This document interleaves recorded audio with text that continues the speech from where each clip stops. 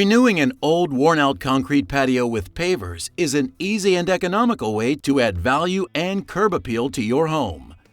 Whether your existing concrete patio is cracked, damaged, uneven, or you just want to turn your backyard into a personal retreat or entertainment area, it's the ideal makeover project.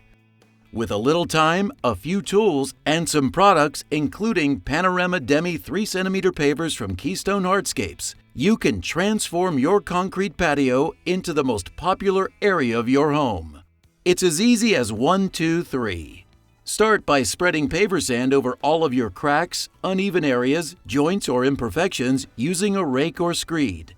To avoid any issues with standing water, make sure the thickness of the sand is slightly sloped so water flows away from your home.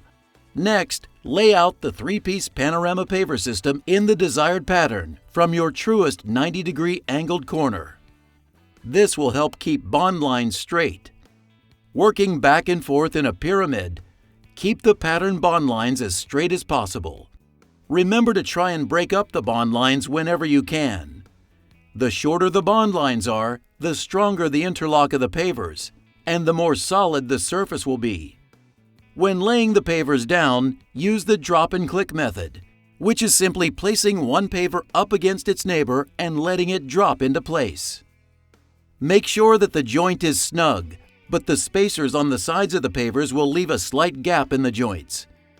If it's difficult to keep the joints snug or the bond lines start to deviate, use a rubber mallet to give the paver a couple of taps. This is necessary so that at the end of the install, the joint sand will fall freely to the bottom of the paver joints. Here's a tip. Enlist the help of family and friends to make the job faster and easier to complete.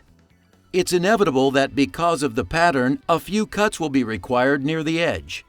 If a soldier course or band around the edges like we show on this patio is being used, measure and make your cuts inside the soldier course in the field of the pattern by laying the pattern beyond the intended bond line.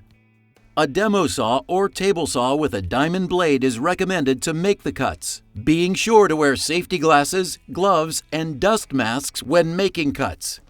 Remember that it's easier to measure twice and cut once. If you have a threshold to contend with, make the cuts so the ledge of the threshold covers the cut side. Once the field pattern is done, remove the soldier course, apply Quikrete construction adhesive, and attach the soldier course to the edges of the old patio. This will hold the soldier course in place and act as a horizontal lock to keep the pavers from shifting, and will also keep your pattern intact. It's important when installing pavers that 3 types of interlock are achieved. First is a vertical interlock that is achieved by having a solid subbase, in our case, the existing concrete. Second, a horizontal lock that comes from a good edge restraint. Here, we've locked our soldier course in place using the adhesive. Finally, a good rotational lock is created by filling in the joints from top to bottom with paver sand to make them snug. A push broom is the most popular method to work the sand back down into the joints. Work the sand back and forth until no more sand will take. If polymeric sand is used for added strength, be sure to follow the proper application steps.